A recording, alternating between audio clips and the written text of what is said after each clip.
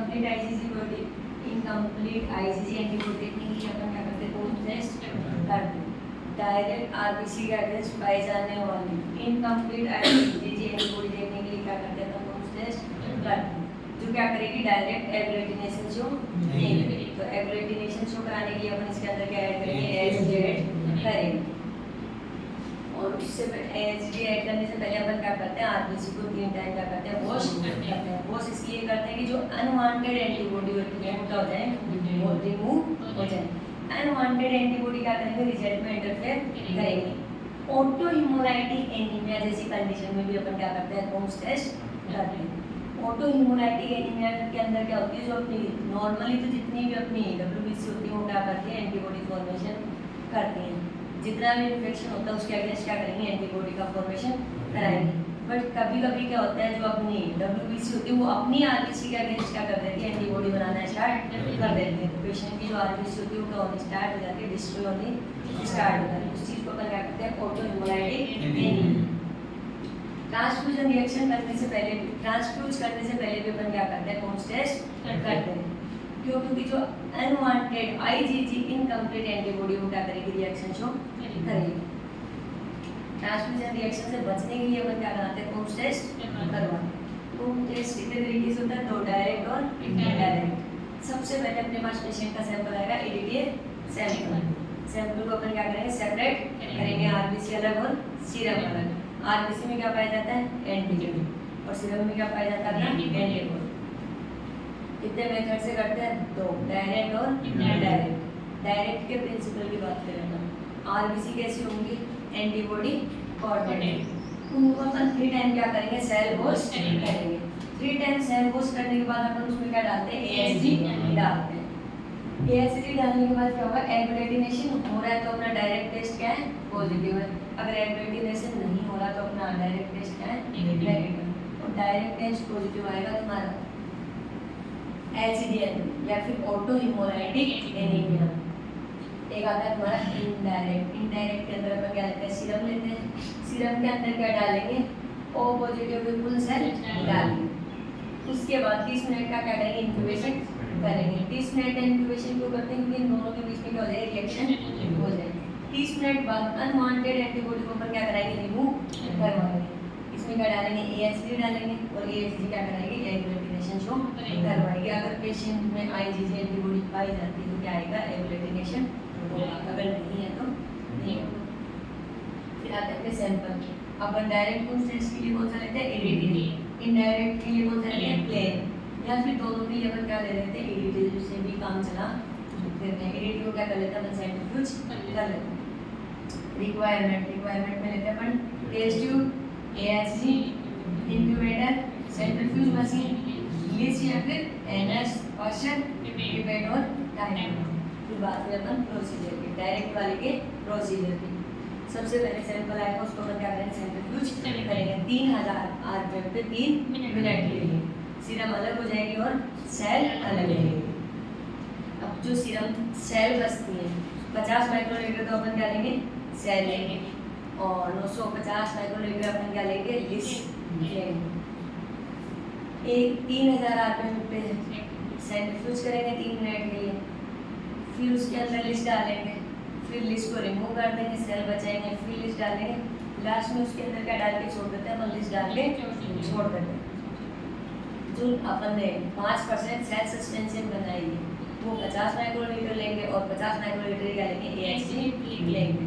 दोनों को 1000 आरपीएम पे 1 मिनट के लिए क्या कर देंगे, सेंट्रीफ्यूज कर देंगे। अगर एग्लूटिनेशन आ रहा है तो डायरेक्ट कोम्स टेस्ट पॉजिटिव, और नहीं आ रहा तो नेगेटिव।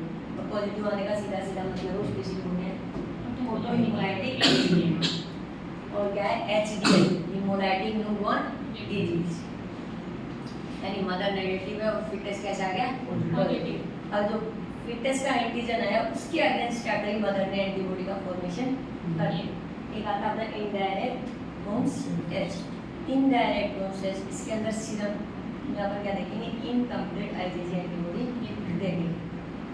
सीरम लेंगे 50 माइक्रोलीटर, 50 माइक्रोलीटर ही अपन क्या डाल देंगे, ओ पॉजिटिव की सेल सस्पेंशन या फुल सेल डाल देंगे। 30 मिनट का क्या कर देंगे, इंक्यूबेशन कर देंगे। 30 मिनट बाद 3 टाइम क्या करेंगे, सेल वॉश करेंगे।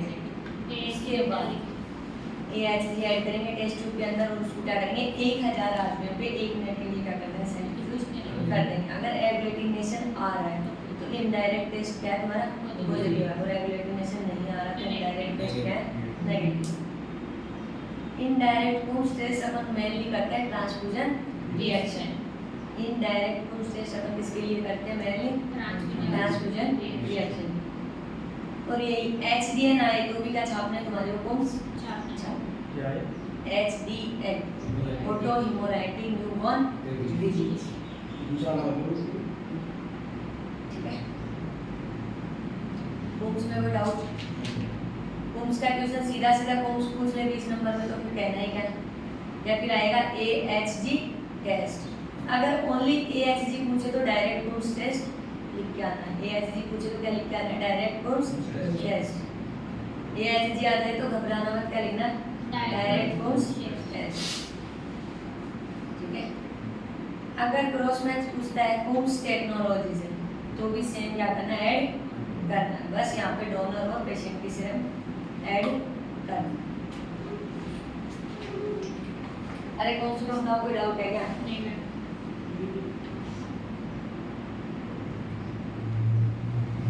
अरे कौन सा इसमें डाउट है क्या?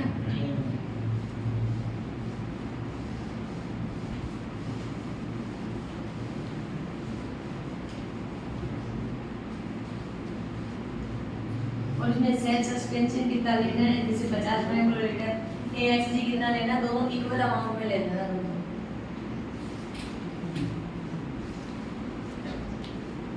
ज्यादा कंफ्यूजन होगा इसी में, तो दोनों के दोनों क्या है इक्वल अमाउंट में ले लो। इंटरप्रिटेशन या फिर क्लिनिकल सिग्निफिकेशन में क्या डालोगे? डायरेक्ट कूम्स टेस्ट पॉजिटिव आने का मतलब क्या है HCN ऑटो हेमोराइटिक एनीमिया, और इनडायरेक्ट पॉजिटिव आने का मतलब क्या है तुम्हारा ट्रांसफ्यूजन रिएक्शन। या तो पेशेंट में अनवांटेड एंटीबॉडी पाई जा रही है या फिर डोनर के अंदर।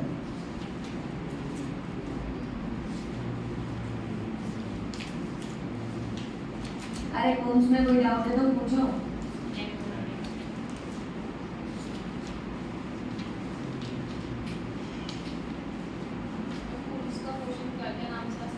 कूम्स और AHG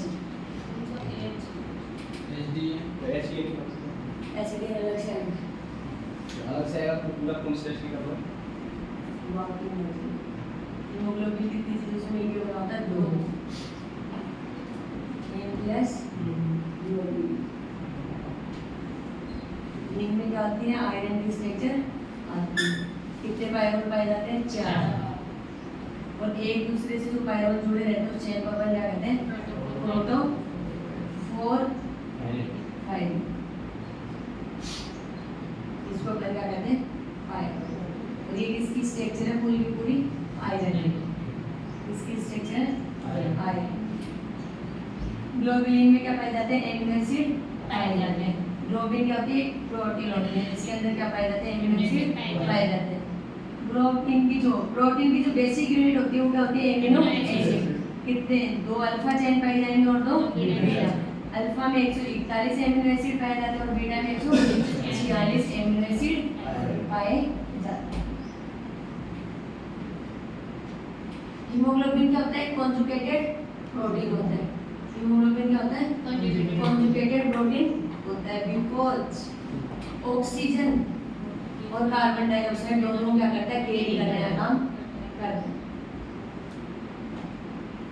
ये स्टेबल स्ट्रक्चर होती है जो किसको बाइंड करके रखने का काम करती है ऑक्सीजन में। ऑक्सीजन में कितने अणु आते हैं 2, और इसमें पायरोल कितने आते हैं 4। 2 से भी एक जुड़ेगी, इन 2 से तो एक ऑक्सीजन जुड़ेगी और इन 2 से क्या जुड़ेगी एक oxygen.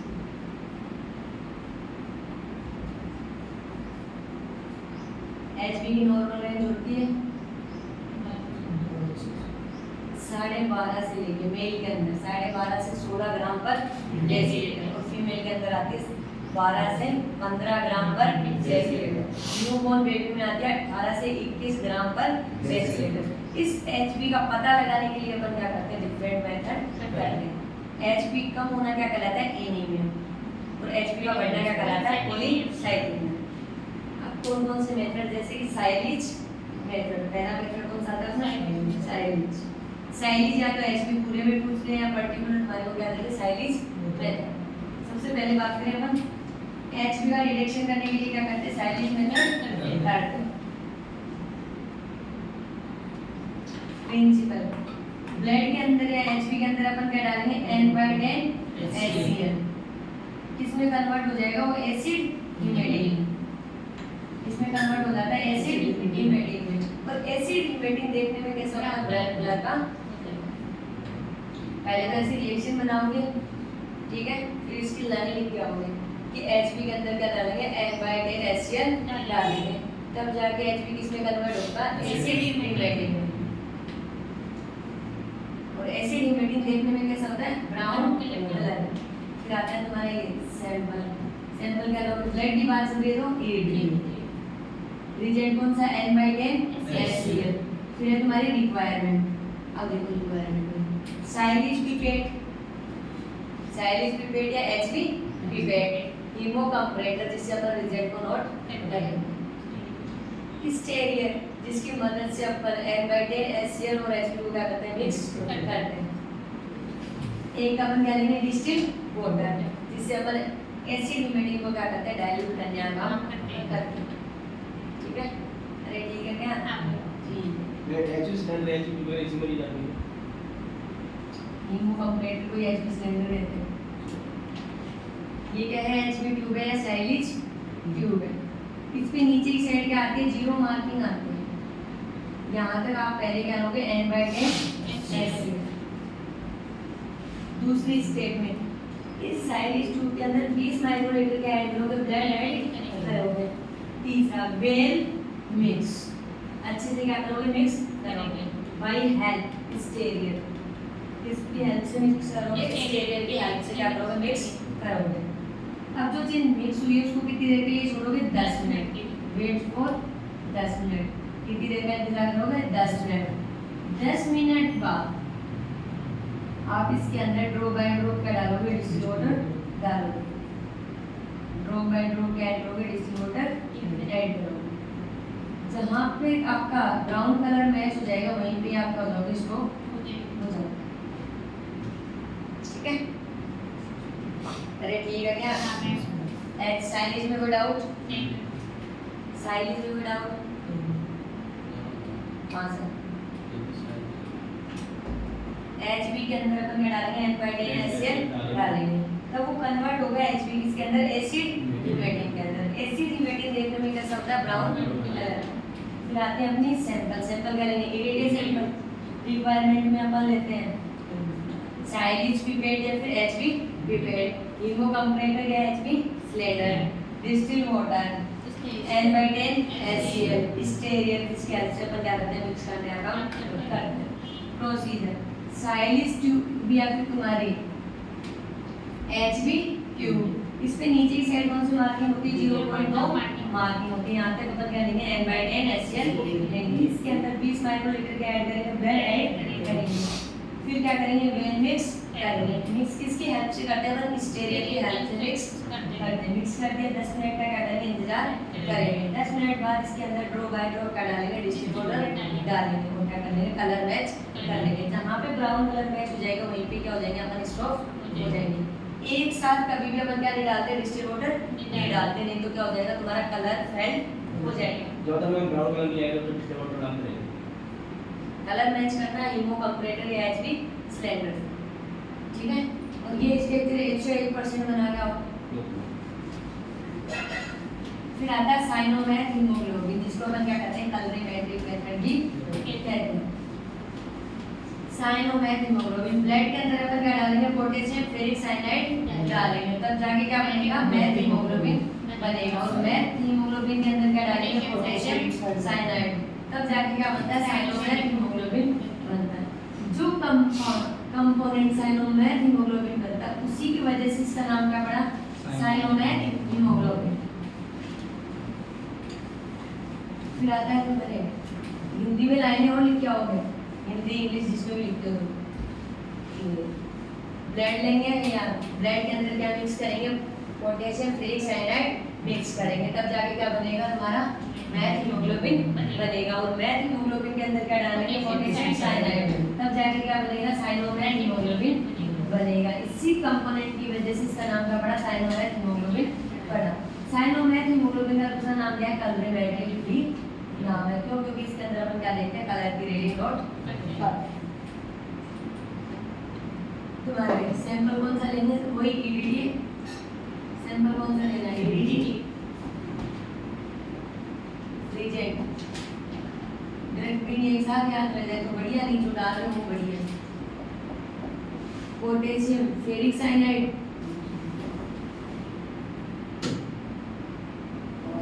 Calcium potassium cyanide. Requirement में क्या लेंगे टेस्ट ट्यूब, 3 क्या लेंगे अपन टेस्ट ट्यूब। अब क्या लेंगे क्वेश्चन पिपेट रीजेंट, और रीजेंट का क्या लिखाओगे तुम नाम लिख के आओगे सैंपल कलरीमेट्री या फोटोमीटर मशीन।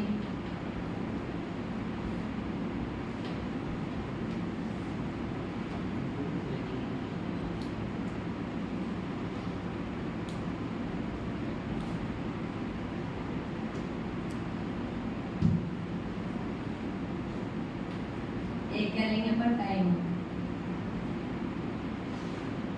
फिर आता है प्रोसीजर। 3 अपन क्या लेते हैं टेस्ट ट्यूब लेते हैं, तीनों पे क्या लिख देते हैं, एक पे बी और एक पे एस और एक पे टी। बी का मतलब है ब्लैंक, एस का मतलब है स्टैंडर्ड और टी का मतलब है टेस्ट। तीनों टेस्ट ट्यूब के अंदर पहली स्टेप अपन क्या करते हैं 5-5 ml का डाल देते हैं, डायरेक्ट इन सॉल्यूशन डाल देते हैं। अगली स्टेप में बी में क्या डालेंगे डिस्टिल वाटर, 20 माइक्रोलीटर का डालेंगे डिस्टिल वाटर। स्टैंडर्ड में क्या डालेंगे 20 माइक्रोलीटर स्टैंडर्ड। टेस्ट में 20 माइक्रोलीटर अपन क्या डालते हैं ब्लड डालते हैं। कितनी देर का इंतजार करेंगे 5 मिनट। 5 मिनट बाद कलरीमेट्री की वेवलेंथ कितनी कर देंगे अपन 540 नैनोमीटर। और इस पे क्या कर लेंगे इसका रिजल्ट ऑब्जर्व कर लेंगे। तीनों टेस्ट को अपन कलरीमेट्री मशीन को क्या कराएंगे सक करवाएंगे। पहले कौन सी कराएंगे ब्लेंड, फिर कौन सी कराएंगे स्टैंडर्ड और फिर कौन सी कराएंगे टेस्ट। फिर आती है अपनी calculation OD of test, OD of test upon OD of standard.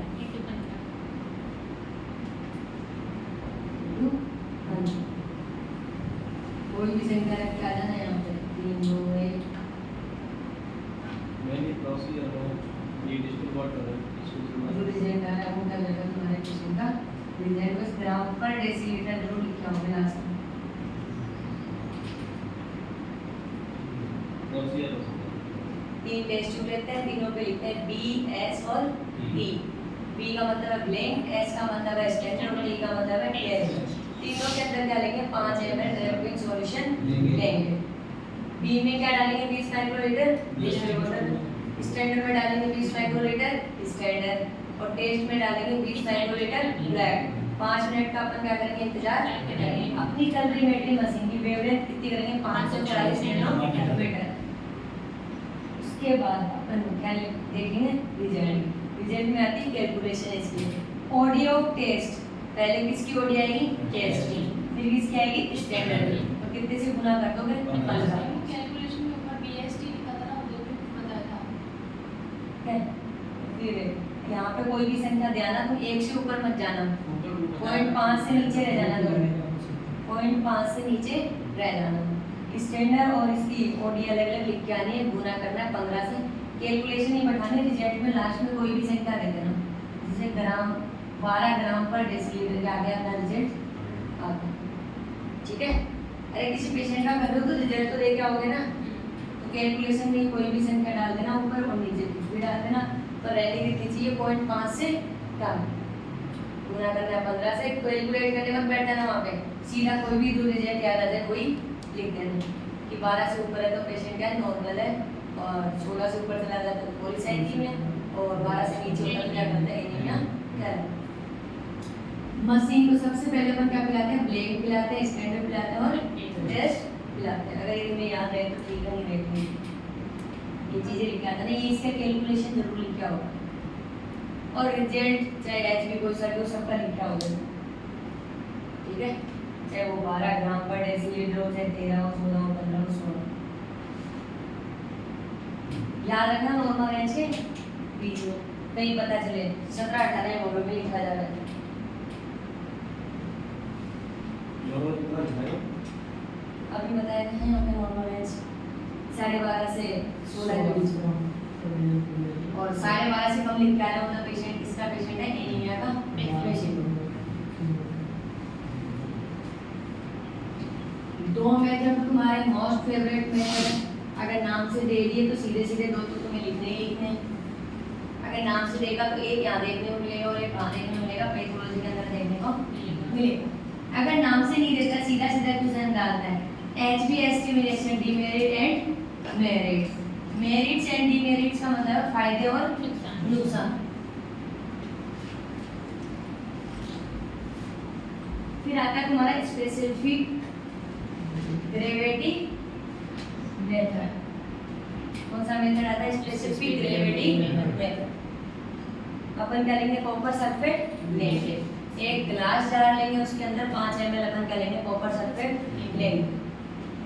Donor आएगा तुम्हारे पास, उसकी रिंग फिंगर को आप क्या करोगे, क्लीन करोगे, पहली ड्रॉप को क्या करोगे, डिस्कार्ड करोगे, दूसरी ड्रॉप को क्या कराओगे, ग्लास जार में जो कॉपर सल्फेट था उस पर क्या कराओगे, उसको डिप करवाओगे। अगर पेशेंट का हीमोग्लोबिन लेवल 12 से ऊपर है तब तो क्या हो जाएगी, नीचे सेटल डाउन हो जाएगी। अगर 12 से कम है तो ऊपर क्या करती रहेगी, फ्लोट करती रहेगी। 12 से ऊपर है तब तो क्या हो जाएगी, वो नीचे बैठ जाएगी, और 12 से नीचे है तो खून क्या करेगी, ऊपर तैरती रहेगी।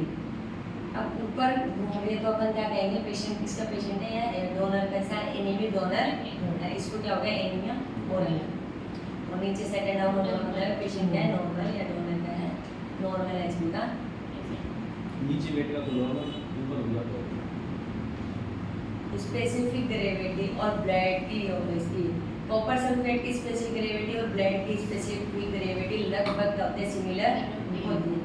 कॉपर सल्फेट की मान के चलते हैं 1.053 और 1.055, और ब्लड की लगभग मानते हैं 1.053 से लेके 1.062। दोनों की स्पेसिफिक ग्रेविटी लगभग क्या होती है, सिमिलर होती है। अब जो चीज भारी होगी वो क्या हो जाएगी, सेटल डाउन हो जाएगी। अगर एचपी का लेवल नॉर्मल है तो क्या हो जाएगा, सेटल हो जाएगा, और नॉर्मल नहीं है तो ऊपर क्या करता रहेगा, फ्लोट करता रहेगा। एक होता है अपना गेसोमेट्रिक मेथड। गेसोमेट्रिक मेथड के अंदर अपन क्या करते हैं, ऑक्सीजन का लेवल भी पता कर लेते हैं। अभी देखा था ना कि हीम से कौन जुड़ता है, आगे ऑक्सीजन जुड़ती है। अगर अपन ऑक्सीजन का लेवल भी पता कर ले तो किसका लेवल आ जाएगा, एचबी का लेवल आ जाएगा। 1 ग्राम एचबी के अंदर 1 ग्राम एचबी के अंदर 1.34 ml क्या पाई जाती है, ऑक्सीजन पाई जाती है। अगर इसका लेवल आ जाता है तो अपन इसका लेवल पता कर सकते हैं, एचबी का लेवल पता कर सकते हैं। एक होता है तुम्हारा केमिकल मेथड। कौन सा मेथड होता है, केमिकल मेथड। एचबी के अंदर क्या पाया जाता है, आयरन पाया जाता है।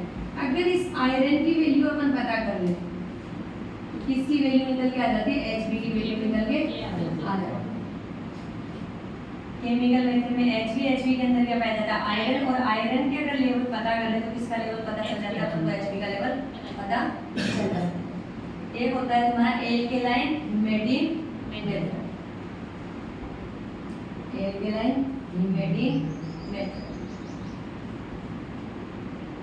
ब्लड के अंदर अपन क्या डालेंगे, N/10 NaOH, तब जाके ब्लड किसमें कन्वर्ट होता है, एल्केलाइन हिमेटिन के अंदर कन्वर्ट होता है। और एल्केलाइन हिमेटिन देखने में कैसा होता है, रेड कलर का होता है। मशीन की वेवलेंथ कितनी करेंगे अपन, 570 नैनोमीटर। कलरीमेट्री की वेवलेंथ कितनी करेंगे, 570 नैनोमीटर। तब जाके एल्केलाइन हिमेटिन की क्या देखिए, रीडिंग लेनी स्टार्ट करेंगे। ये तुम्हारा एचबी एस्टिमेशन।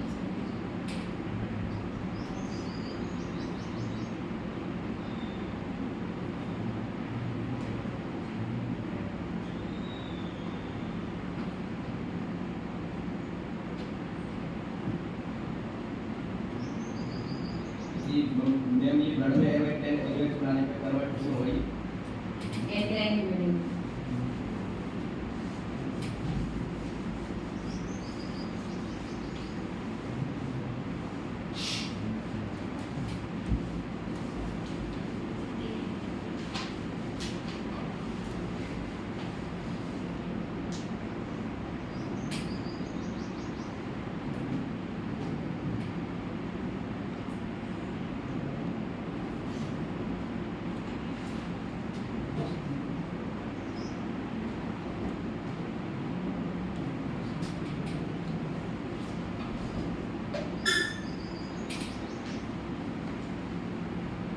इस दुनिया में 239 टाइप के क्या पाए जाते हैं ब्लड ग्रुप पाए जाते हैं। मेजर कितने होते हैं? 4 ए बी ओ।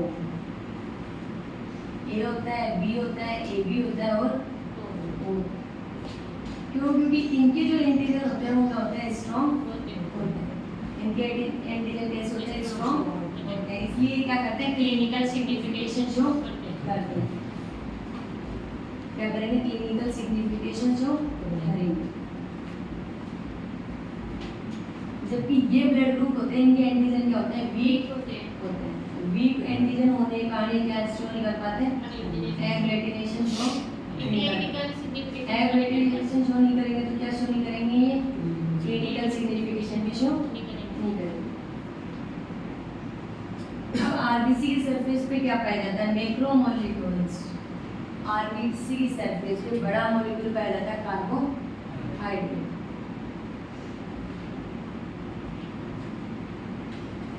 आरबीसी के ऊपर क्या पाया जाता है? कार्बोहाइड्रेट पाया जाता है। यहाँ पे क्या पाया जाता है? एच सब्सटेंस पाया जाता है। क्या पाया जाता है? एच सब्सटेंस पाया जाता है। और एच सब्सटेंस 1 3 1 2 ग्लूकोसा ग्लूकोसा ग्लाइसो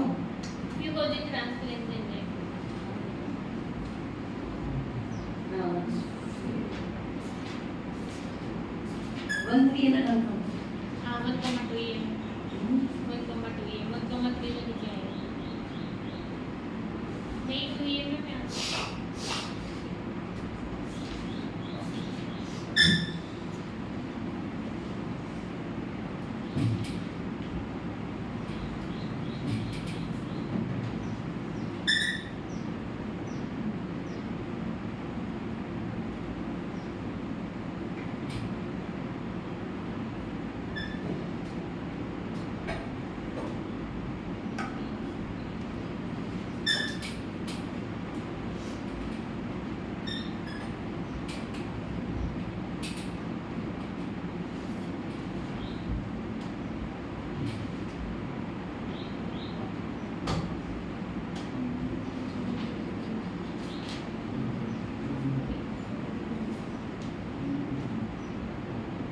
पहले वाला बोला था एसिटाइल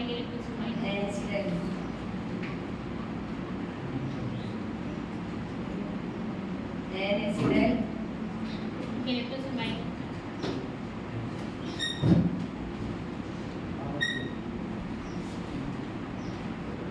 वन टू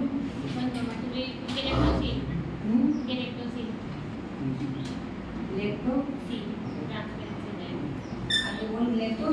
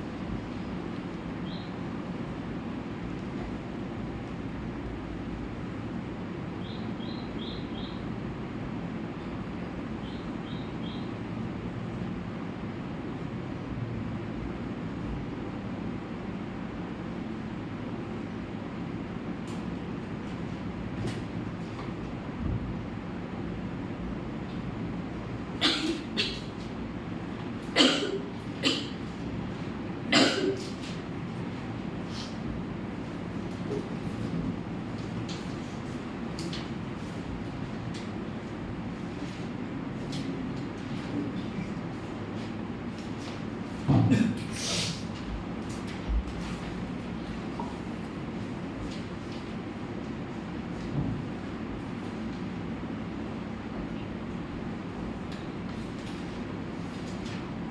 दुनिया के अंदर कितने टाइप के ब्लड ग्रुप पाए जाते हैं दोस्तों? 39 टाइप के ब्लड ग्रुप पाए जाते हैं। ब्लड ग्रुप के बारे में बताने वाले वैज्ञानिक का कार्ले लैंड स्टेनर, इसने बताया था। बाकी बताने वाले तो और भी खूब सारे थे, पर इसने बताया था कि एबीओ आरएच सिस्टम पे भी कोई ब्लड ग्रुप पाया जाता है। इसने एबीओ भी बताया था और आरएच भी दिया था। इसने ब्लड ग्रुप कौन सा है वो भी बताया था, और पॉजिटिव नेगेटिव बताने वाला वैज्ञानिक भी कौन था? कार्ले लैंड स्टेनर। ये आ गया तो वो वाला ब्लड ग्रुप नहीं लिखा जैसे मेजर ब्लड ग्रुप कितने टाइप के होते हैं? 4, ए बी और ओ। माइनर कितने टाइप के पाए जाते हैं? बच्चे भी जितने भी होते हैं सारे के सारे किसमें काउंट होते हैं? माइनर ब्लड ग्रुप में। माइनर ब्लड ग्रुप का जो एंटीजन होता है वो क्या होता है? वीक एंटीजन होता है। वीक एंटीजन होने के कारण क्या शो नहीं कर पाता? एग्लूटिनेशन शो नहीं कर पाता और ना ही कोई क्लिनिकल सिग्निफिकेशन शो कर पाता। जो मेजर ब्लड ग्रुप होते हैं उनका एंटीजन क्या होता है? स्ट्रांग होता है। स्ट्रांग होने के कारण क्या करता है? क्लिनिकल सिग्निफिकेशन शो करता है। अब आता है कि ब्लड ग्रुप के एंटीजन का फॉर्मेशन होता कैसे? आरबीसी के ऊपर क्या पाया जाता है? कार्बोहाइड्रेट पाया जाता है। कार्बोहाइड्रेट को कन्वर्ट करने के लिए एक एंजाइम पाया जाता है 1,2-फ्रुक्टोज ट्रांसफेरेज एंजाइम, जिस पे क्या पाया जाता है? H जीन पाया जाता है। H जीन किस में बदलता है? H सब्सटेंस में बदलता है। ये H substance AH gene, BH gene, AB gene और OAD जीन। फिर AH जीन होता है ये 1,3-N एसिडाइल ग्लाइकोसिमाइनल में बदलता है। BH जीन किसमें बदलेगा? 1,3 ग्लाइकोसाइल ट्रांसफेरेज एंजाइम में। तब जाके क्या बनेगा? B एंटीजन बनेगा और क्या बनेगा? H एंटीजन बनेगा। इधर क्या बनेगा? A एंटीजन और H एंटीजन बनेगा। AB और H जीन 1,3-N एसिटाइल ग्लाइकोसिमाइनल और 1,3 ग्लाइकोसाइल एंजाइम, ये चीजें पाई जाएंगी तब जाके ये ए बी एच किसमें बदलेगा? ए और बी एच जीन के अंदर बदलेगा। ओ एंटीजन इसके अंदर सिर्फ क्या पाया जाता है? एच एंटीजन पाया जाता है। या ओ एंटीजन किसमें बदलेगा? एच एंटीजन में बदलेगा। अब ब्लड ग्रुप कितने तरीके से करते हैं अपन? 2, मेजर और माइनर। अरे फॉरवर्ड और रिवर्स। फॉरवर्ड के अंदर कौन सा मेथड काम में लेते हैं? अपन स्लाइड मेथड काम में लेते हैं। और फॉरवर्ड के अंदर अपन किसका डिटेक्शन करते हैं? एंटीजन का डिटेक्शन करने के लिए क्या करते हैं? अपन फॉरवर्ड ब्लड ग्रुप करते हैं। एंटीजन का पता लगाने के लिए अपन क्या करते हैं? फॉरवर्ड ब्लड ग्रुप करते हैं। आरबीसी की सरफेस पे क्या पाया जाता है? एंटीजन पाया जाता है। तो फॉरवर्ड के अपन क्या काम में लेते हैं? आरबीसी काम में लेते हैं। अब बात करें ए ब्लड ग्रुप के अंदर कौन सा एंटीजन पाया जाएगा? ए। बी के अंदर कौन सा एंटीजन पाया जाएगा? बी। ए बी के अंदर कौन सा पाया जाएगा? ए बी के अंदर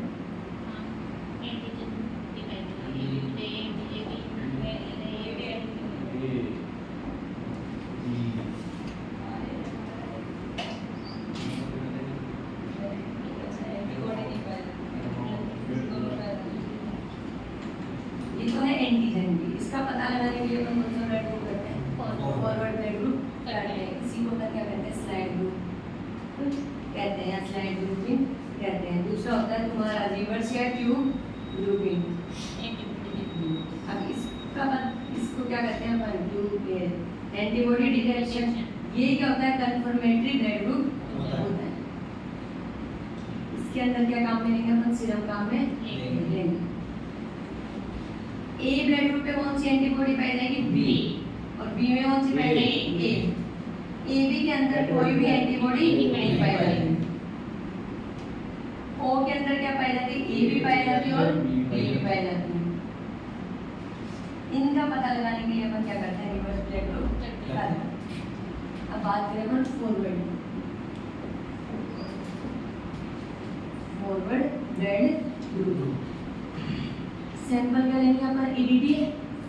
अरे सैंपल क्या लेते हैं? ईडीडी। रिजेंट क्या लेते हैं? Anti serum. अरे रिजेंट क्या लेते हैं? Anti serum. स्लाइड लेंगे, स्लाइड पे 3 मार्किंग करेंगे, ए बी और ओ। तीनों पे सबसे पहले क्या डालेंगे? एंटी सीरम डाल देंगे। ए में ए एंटी सीरम डाल देंगे, बी में बी एंटी सीरम डाल देंगे और ओ में ओ एंटी सीधा डाल देंगे। तीनों पे एक एक ड्रॉप किसकी डालेंगे? ब्लड की। एक एक ड्रॉप किसकी डालेंगे? ब्लड की। अब इनको क्या करेंगे अपन मिक्स करके देख लेंगे। क्या करके देखेंगे? मिक्स करके देखेंगे। मिक्स करेंगे तो क्या होगा? एग्लूटिनेशन शो होगा। अगर एंटीजन पाए जा रहे हैं तो क्या आ जाएगा? एग्लूटिनेशन आ जाएगा। अब एग्लूटिनेशन आया बी में और ओ में, तो उस पेशेंट का ब्लड ग्रुप क्या होगा? B positive. ठीक है, ऐसे करके सारी बना के आओगे, 8 स्लाइड बनेंगी। एक होता है तुम्हारा रिवर्स ब्लड ग्रुप। कौन सा ब्लड ग्रुप है? Reverse blood group. इसी को अपन क्या कहते हैं? ट्यूब मेथड कहते हैं। और एंटीबॉडी का डिटेक्शन भी किसके अंदर करते हैं? रिवर्स के अंदर। पेशेंट की क्या आएगी? सीरम आएगी। पेशेंट की क्या आएगी? टेस्ट ट्यूब लेंगे, स्पेशली कितने टेस्ट ट्यूब लेंगे? 2, ए और बी। दोनों में 5-5 माइक्रो 50-50 माइक्रोलीटर का डाल देंगे सीरम। अरे 50-50 माइक्रोलीटर का डाल देते हैं सीरम।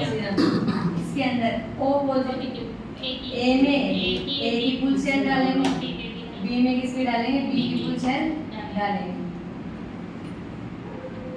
1000 आरपीएम में 1 मिनट के लिए क्या कर देंगे? सेंट्रीफ्यूज कर देंगे।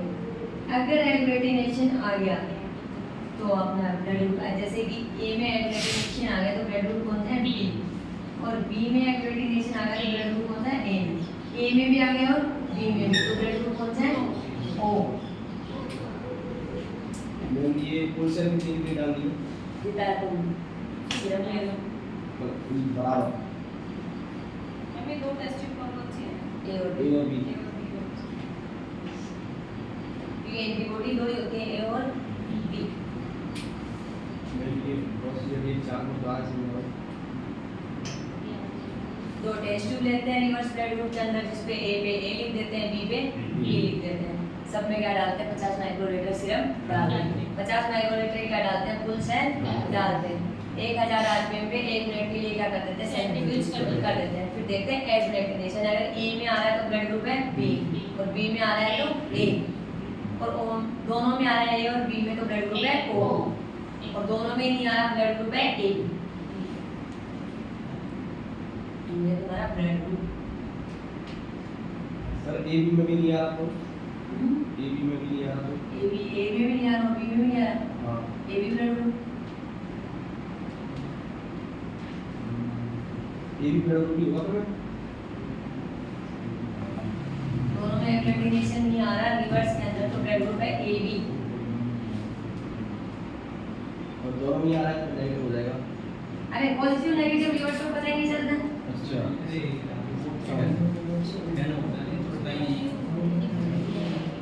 सीरम में कभी एंटीजन पाया जाता है क्या? सीरम में कभी एंटीजन पाया जाता है क्या? सीरम के अंदर कभी आरएच फैक्टर पाया जाता है क्या? तो आरएच फैक्टर ही नहीं पाया जाता तो आप पॉजिटिव नेगेटिव कहां से डिसाइड करोगे? और जब इसका रिजल्ट लिखोगे कि ए ब्लड ग्रुप आ रहा है या बी ब्लड ग्रुप आ रहा है, रिवर्स के अंदर पॉजिटिव और नेगेटिव दोनों ही नहीं लिखोगे। ना लिखोगे पॉजिटिव और ना लिखोगे नेगेटिव। सिर्फ और सिर्फ क्या लिखोगे? A B O. फिर इसमें लिखोगे कि आपके पास ब्लड ग्रुप कौन सा है। अब इसका क्लिनिकल क्या लिखना है? और इधर अगर तुम फॉरवर्ड की बात करो तो फॉरवर्ड में क्या लिखोगे? पॉजिटिव और नेगेटिव। वही ए बी ओ में तो लिखोगे कि आपका ब्लड ग्रुप कौन सा है। जैसे ए है तो ए, और आरएच के अंदर क्या लिख के आओगे तुम? पॉजिटिव और नेगेटिव। जब इसका रिजल्ट लिखोगे तो सेम इसी पैटर्न में लिखोगे।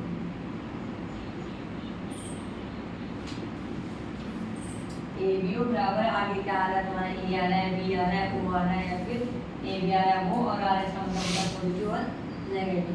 फिर 2 स्टार बनाओगे रिवर्स पर, इसमें फॉरवर्ड में लिखोगे कि ये क्या बताता है? तुमको पॉजिटिव नेगेटिव बताता है, क्योंकि क्या पाया जाता है यहाँ पे? आर एच एंटर या आर एच फैक्टर पाया जाता है, जिसका डिटेक्शन हम किसके द्वारा करते हैं? ओ के द्वारा करते हैं।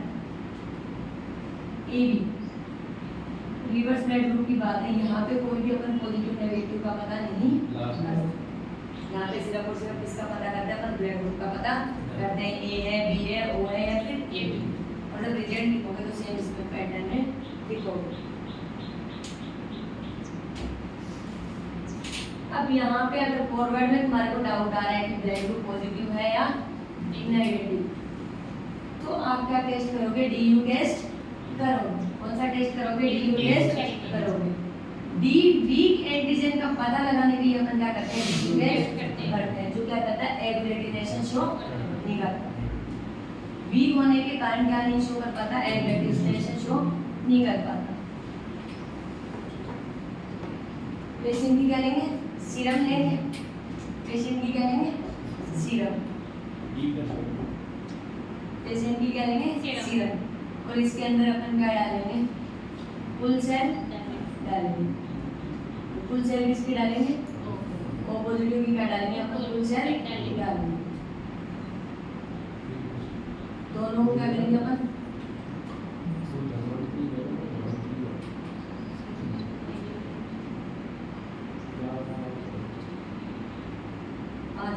क्या कर देते हैं? छोड़ देते हैं। 5 मिनट बाद क्या है? मिक्स करेंगे। मिक्स करके क्या देखेंगे? इसमें एग्लूटिनेशन देखेंगे। अगर एग्लूटिनेशन आ रहा है तो डीयू क्या है? पॉजिटिव। और एग्लूटिनेशन नहीं आ रहा तो उनका डीयू नेगेटिव। पेशेंट की क्या लिया अपन ने? सीरम। अरे पेशेंट की सीरम लेते हैं क्या? जितनी सीरम ली उतनी अपन क्या डालते हैं? पेशेंट ओ पॉजिटिव की फुल सेल डाल। क्या करते हैं? मिक्स करते हैं। मिक्स करने के बाद इसको क्या करते हैं? इंक्यूबेट करेंगे।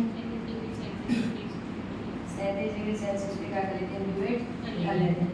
उसके बाद 3 टाइम इसको क्या कर लो? वॉश कर लो। अगर तुम्हारे पास टाइम नहीं तो डायरेक्ट का रिजल्ट क्या कर सकते हो?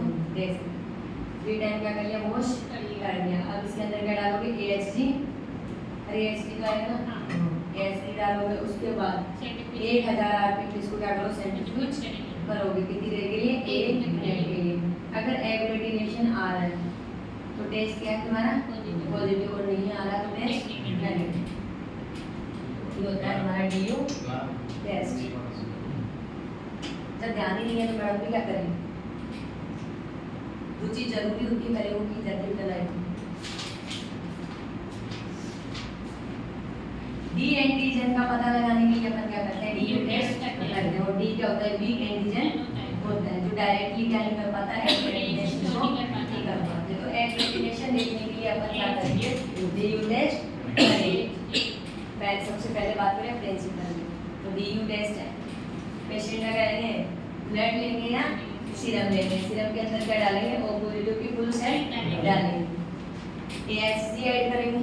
सेंट्रीफ्यूज करेंगे। अगर एग्लूटिनेशन आ रहा है तो पॉजिटिव और नहीं आ रहा तो नेगेटिव। और एग्लूटिनेशन आने का मतलब है ट्रांसफ्यूजन का। ट्रांसफ्यूजन क्या? एंटीजन एंटीबॉडी रिएक्शन होगी। फिर आता है तुम्हारा सैंपल। सैंपल में क्या लेंगे अपन? प्लेन वायर यानी सीरम। और रिजेंट कौन सा लेते हैं? AHG। और फिर आते हैं रिक्वायरमेंट। रिक्वायरमेंट में क्या लेते हैं? ओ पॉजिटिव की फुल सेल लेते हैं, AHG लेते हैं, सीरम लेते हैं, टेस्ट ट्यूब लेते हैं, इंक्यूबेटर लेते हैं, सेंट्रीफ्यूज मशीन लेते हैं। एक टेस्ट ट्यूब के अंदर 50 माइक्रोलीटर अपन क्या डाल देते हैं? सीरम डाल देते हैं। उसमें 50 माइक्रोलीटर अपन क्या डाल देते हैं? ओ पॉजिटिव की फुल सेल डाल देते हैं। 30 मिनट के लिए क्या कर देते हैं? इंक्यूबेट कर देते हैं। 30 मिनट बाद उसको 3 टाइम क्या कर देते हैं? वॉश कर लेते हैं। 3 टाइम वॉश करने के बाद उसके अंदर 2 ड्रॉप किसके डाल देते हैं? AHG डाल देते हैं। अगर एग्लूटिनेशन आ रहा है तो तुम्हारा डीयू टेस्ट क्या है? पॉजिटिव। और एग्लूटिनेशन नहीं आ रहा मतलब डीयू टेस्ट नेगेटिव। और डीयू टेस्ट पॉजिटिव मतलब तुम्हारा ब्लड ग्रुप भी क्या है? पॉजिटिव।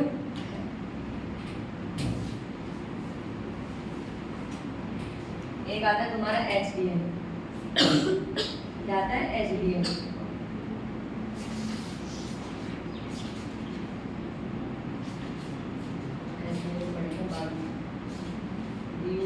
चलो अपने रेटिंग है। किसमें? रेटिंग का क्यों से? या तो रेटिंग आएगा, रेटिकुलोसाइट आएगा, रेटिंग काउंट आएगा, सुप्रावाइटल स्टेन आएगा। अगर वहाँ पे तुम्हें नाम समझ में नहीं आ रहा है, नहीं आता तो तुम्हारी गलती। रेटिंग आएगा, रेटिंग काउंट आएगा, रेटिकुलोसाइट आएगा या सुप्रावाइटल स्टेम आएगा, जिसकी इच्छा नहीं हो जा सकती। क्या पाई जाती है? बोन मैरो में क्या पाई जाती है? मेडुलरी कैविटी पाई जाती है। और मेडुलरी कैविटी के अंदर क्या भरी रहती है? अपनी स्टील सेल भरी रहती है। स्टील सेल का काम होता है ब्लड बनाने का। अब बात करें अपन आरबीसी, सब स्टील सेल क्या बनाएगी? यूपीएससी। यहाँ से क्या बनती है? सीएससी। यहाँ से क्या बनती है? सीएफयूई। यहाँ से क्या बनता है? प्रोइरिथ्रोब्लास्ट। क्या बनता है? प्रोइरिथ्रोब्लास्ट। यहाँ से क्या बनता है? अर्ली नॉर्मोब्लास्ट, इंटरमीडिएट नॉर्मोब्लास्ट, फिर आती है तुम्हारी लेट नॉर्मोब्लास्ट, और फिर आती है तुम्हारी रेटिकुलोसाइट। इस रेटिकुलोसाइट का पता लगाने के लिए अपन क्या करते हैं? रेटिक काउंट करते हैं या फिर सुप्रावाइटल स्टेम करते हैं।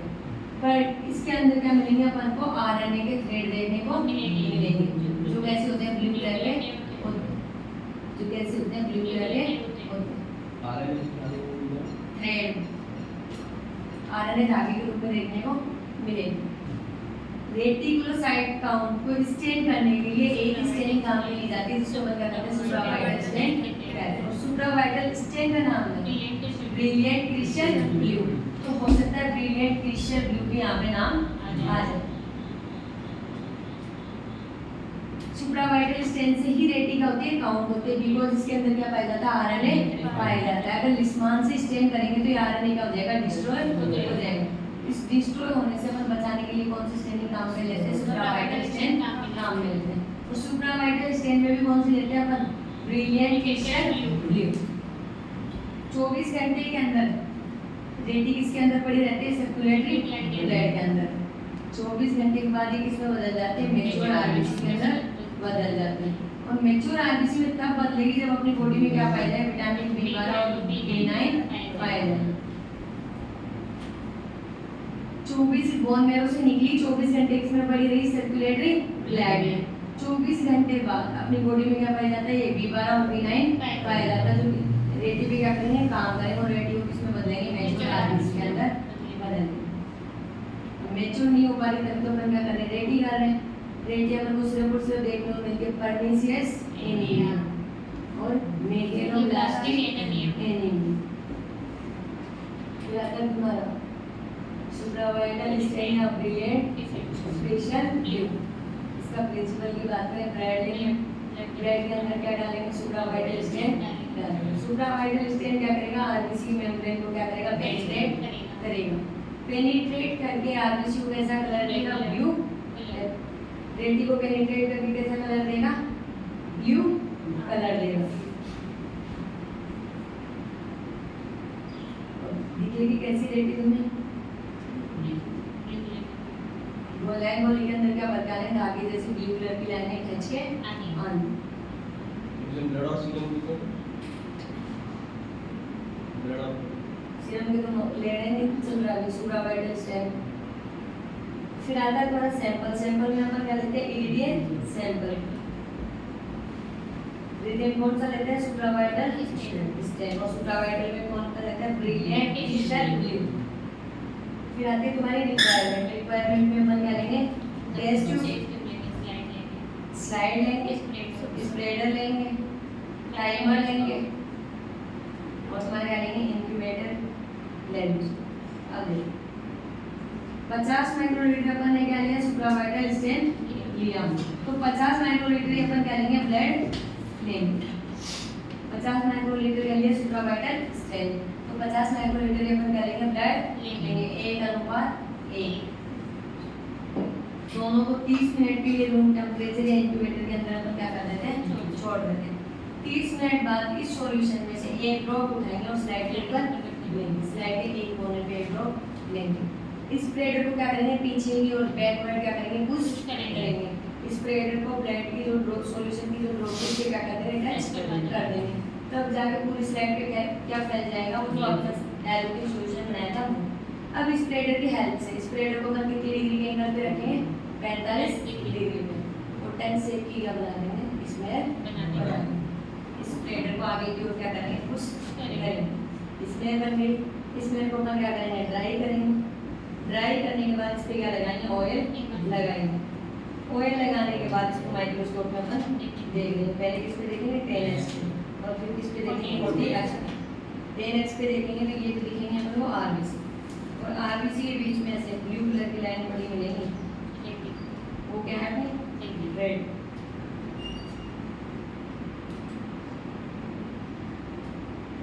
Number of ready count upon total RBC upon number of ready count into क्या कहेंगे तुम्हारे 100। रेडी आएगी के ऊपर और नीचे क्या है आरबीसी इनटू 100। नॉर्मल रेंज कितनी होती है, 2 से 6%। ये तो किसमें, न्यूबॉर्न में। और अगर बच्चे की बात करें जैसे 0 से 2%। और क्लिनिकल सिग्निफिकेशन होता है रेडी का, मेगलोब्लास्टिक एनीमिया और पर्निशियस एनीमिया। मेगलोब्लास्टिक एनीमिया और पर्निशियस एनीमिया, ये तो है तुम्हारा जर्नल। और एक होता है ब्लड कैंसर, जिसको आप कहते हो ल्यूकेमिया। इनके अंदर आपको रेडी काउंट देखने को मिलेंगे। 100 आरबीसी के ऊपर क्या देखने को मिलती है, एक रेडी काउंट देखने को मिलती है। रेडी का दूसरा नाम है एनआरबीसी। एनआरबीसी होता है न्यूक्लिएटेड आरबीसी।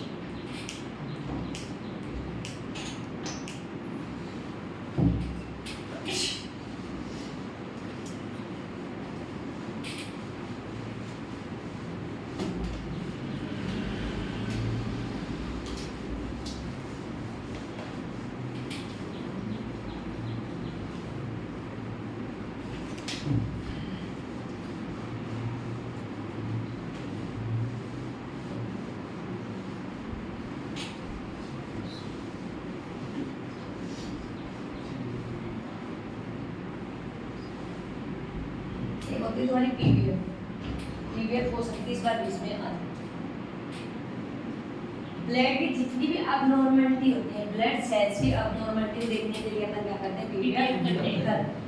जैसे कि आरबीसी की शेप, साइज, कलर, इन सबको देखने के लिए अपन क्या करते हैं, पीवीएफ करते हैं।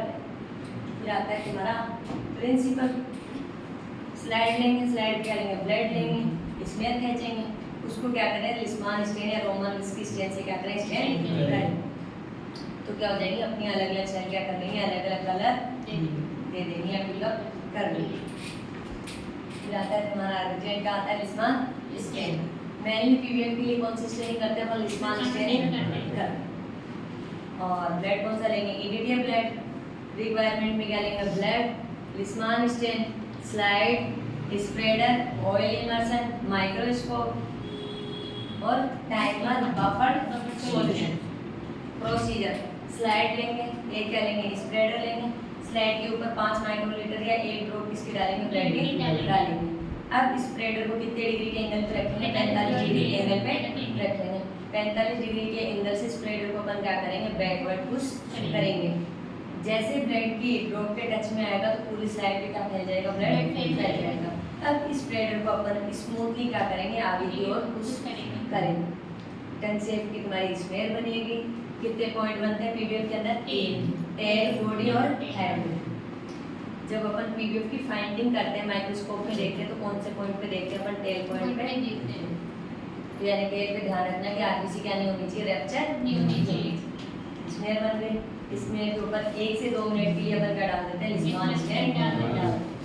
8 से 10 मिनट के लिए क्या डाल देते हैं, बफर सॉल्यूशन डाल देते हैं। अब स्लाइड को क्या कर लेंगे, वॉश कर लेंगे। स्लाइड को कहाँ से वॉश करते हैं, बैक साइड से क्या करते हैं अपन, वॉश कर लिया। स्लाइड को किसी से क्या कर लिया, क्लीन कर लिया। अब स्लाइड को अपन क्या करेंगे, ड्राई करेंगे। और ड्राई करने के बाद उस पर क्या लगा देंगे, ऑयल इमर्शन लगा देंगे। 10x पे क्या कर देंगे, सेट कर देंगे। 10x से अपन इस पे चलेंगे 14x। आरबीसी कैसी दिखेगी अपन को, ये क्या है आरबीसी, जिसके अंदर क्या बना रहेगा, रेड कलर लगा रहेगा। ये छोटी छोटी वॉयलेट कलर की क्या लिखेंगी, प्लेटलेट्स। डब्ल्यूबीसी कितने टाइम पे पैदा थे, 5। ये क्या है, मोनोसाइट। इसके अंदर कोई भी रेनोस देखने को नहीं मिलेगी। ये ब्लू कलर की क्या बड़ी रहेगी हमारी, लिम्फोसाइट।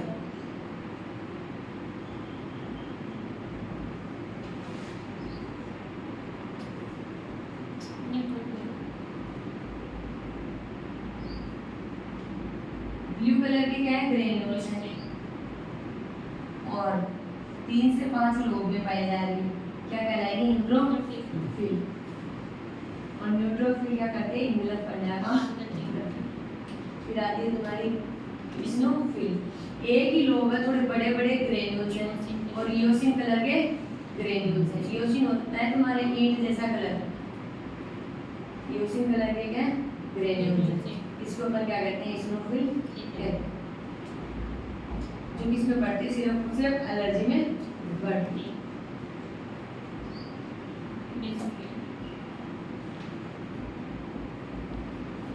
एक से 2 लोब है, न्यूट्रोफिल से थोड़े छोटे ग्रेन्यूल्स पाए जा रहे हैं, ये लगभग सिमिलर है, ब्लू कलर की, क्या कहलाएगी, बेसोफिल कहलाएगी। ये तुम्हारी पीडीएफ की होती है फाइंडिंग।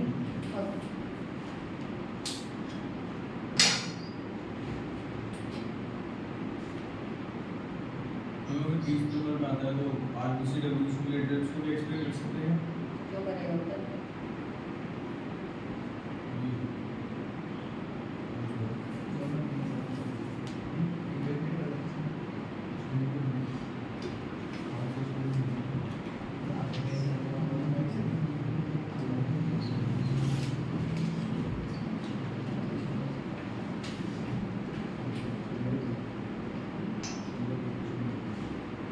पीडीएफ तो अपने आप में बहुत बड़ा चक्कर है। फिर लिखने एरर की पीडीएफ में अपन को क्या क्या कर दिया, निकालने। स्लाइड बनाते टाइम क्या नहीं करना, स्प्रेडर पे फोर्स नहीं देना।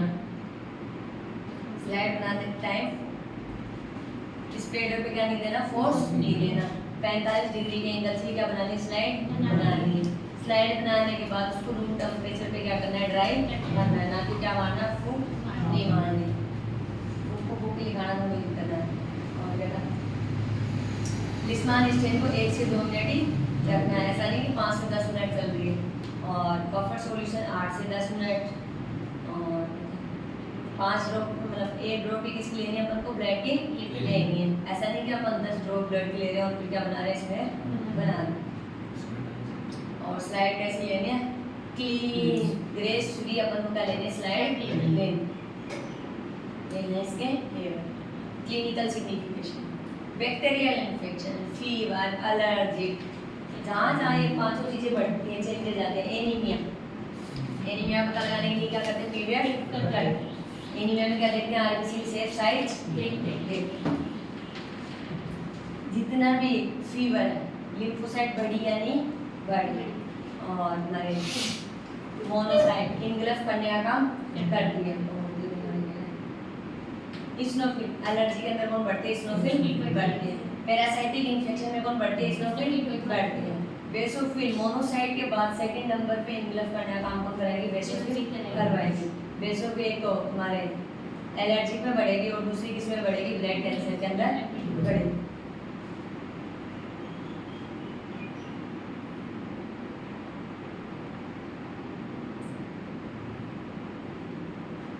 ये तो है तुम्हारी लिस्मान स्टेनिंग, जो रोमन विस्की का क्या होता है कि डाइट। रोमन विस्की में क्या है, 2 चीजें आती है, हिमेटॉक्सिलिन और तुम्हारी इयोसिन। हिमेटॉक्सिलिन कैसी डाई होती है, तुम्हारी बेसिक डाई होती है, किसको स्टेन करेगी, न्यूक्लियस।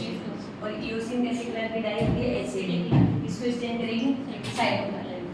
और जितना भी पीवीएफ होता है, पीवीएफ के अंदर मैक्सिमम क्या पाया जाता है, साइटोप्लाज्म पाया जाता है। जितने भी चाहे ग्रेन्यूल्स हो चाहे कुछ भी, सब कुछ किसमें पाया जाता है, साइटोप्लाज्म के अंदर पाए जाते हैं।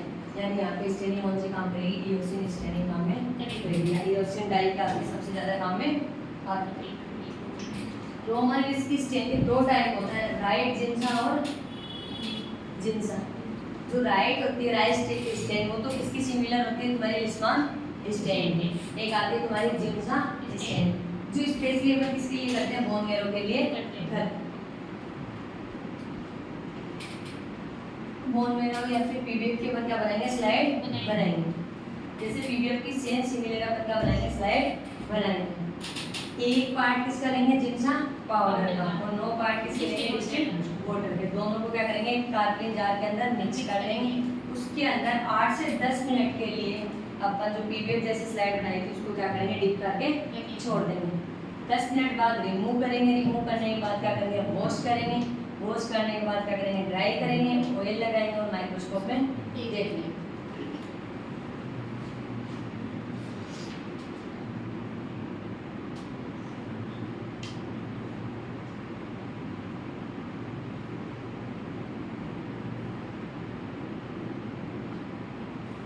एक आता है sickling test. Sickle cell anaemia का पता लगाने के लिए अपन क्या करते हैं, सिकलिंग टेस्ट करते हैं। सिकल सेल एनीमिया का पता लगाने के लिए अपन क्या करते हैं, सिकलिंग टेस्ट करते हैं। सिकल सेल एनीमिया का हीमोग्लोबिन दो चीजों से मिलकर बना होता है, हीम और ग्लोबिन। हीम की स्ट्रक्चर तो क्या रहेगी, HbA एडेड हीमोग्लोबिन से क्या रहेगी, सिमिलर रहेगी। जबकि जो ग्लोबिन चेन होती है उसमें क्या आ जाएगा, डिफरेंट आना स्टार्ट हो जाएगा। ग्लोबिन में दो चेन पाई जाती है, अल्फा और बीटा। बात करें किसकी, बीटा की। बीटा में कितने अमीनो एसिड पाए जाते हैं, 146 अमीनो एसिड पाए जाते हैं। छठे नंबर पे एक अमीनो एसिड पाया जाता है जिसको अपन कहते हैं ग्लूटामिक एसिड कहते हैं। इसका रिप्लेसमेंट हो जाएगा, इसमें क्या आ जाएगा, म्यूटेशन आ जाएगा। इसकी जगह क्या आ जाएगा, ये तो जाएगा, इसका म्यूटेशन हो जाएगा। इसकी जगह क्या आ जाएगा, वेलिन आ जाएगा। इस कंडीशन को अपन क्या कहते हैं, सिकल सेल एनीमिया कहते हैं। इसमें कौन सा हीमोग्लोबिन बन जाता है, HbS बन जाता है। आरबीसी की शेप बाइकोन के उससे घट के कैसी हो जाएगी, हमारी हाफ मून शेप की या फिर सिकल सेल शेप की हो जाएगी। चेंजेस किसकी वजह से आएंगे, ग्लूटामिक एसिड की जगह कौन आ जाता है, वेलिन। और नॉर्मल कंडीशन में छठे नंबर में क्या पाया जाता है, ग्लूटामिक एसिड पाया जाता है। जबकि सिकल सेल एनीमिया या HbS के अंदर छठे नंबर के एमिनो एसिड की जगह क्या आ जाता है, वेलिन आ जाता है। वेलिन आने की वजह से इसकी शेप में क्या आ जाएगा, डिफरेंट आ जाएगा। बाइकोन के से कट के कैसी हो जाएगी, सिकल सेल शेप की, हाफ मून शेप की हो जाएगी। हीमोग्लोबिन कैसा हो जाएगा, HbA का हो जाएगा तुम्हारा HbS। HbS का पता लगाने के लिए अपन क्या करते हैं, इलेक्ट्रोफोरेसिस करते हैं। अगर तुम्हारा सिकलिंग टेस्ट रिएजेंट अपन इसका सिकलिंग का नाम आ सकता है सोडियम मेटाबाइसल्फेट। सिकलिंग के किस नाम से आ सकता है, सोडियम मेटाबाइसल्फेट या फिर Na2SO। Na2SO4 इसके मैं दो तीन नाम क्या आता है तुम्हारा, प्रिंसिपल। क्या आता है, प्रिंसिपल।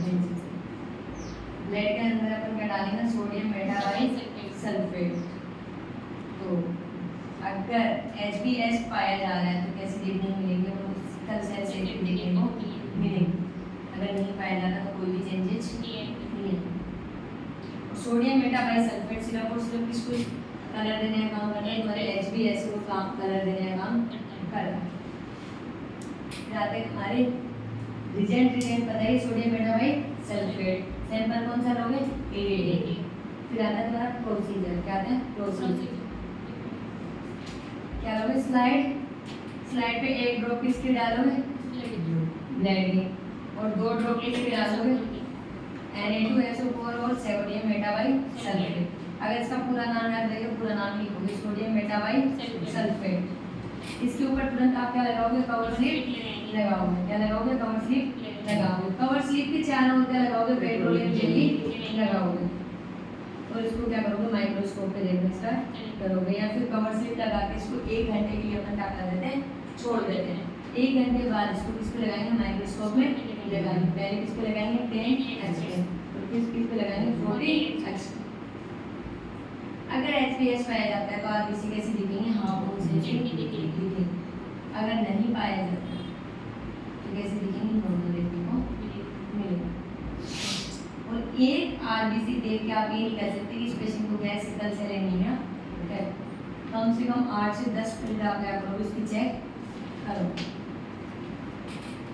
सिकल सेल वाले पेशेंट को, सिकल सेल एनीमिया को कभी भी क्या नहीं होता, मलेरिया नहीं होता। क्यों, क्योंकि मलेरिया को जिंदा रहने के लिए किसकी जरूरत पड़ती है, ऑक्सीजन। अब आता है तुम्हारा G6PD। क्या आता है, G6PD।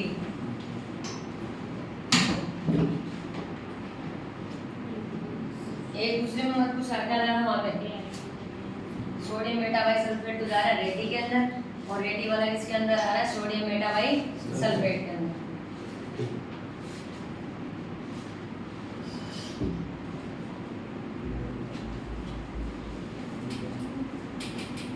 पाँच मिनट का ब्रेक ले लो तुम, फिर पढ़ते हैं, आधे से ज्यादा पेपर सोल्व